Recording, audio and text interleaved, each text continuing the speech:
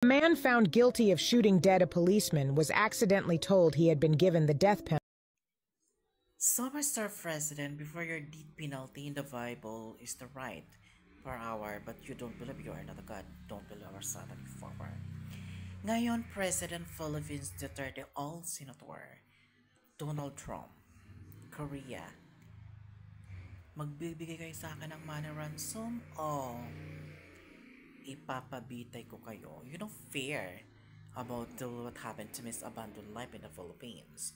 The Philippines never to me. So, ituloy natin ang World War III. Mamatay tayo lahat because lahat tayo nagkasala, di ba? To devoting to social media, to devote all revolutionary videos, is the right way of that. I don't the justice about that because you are not. You are evil. I don't believe to the Christ because your word is the end time.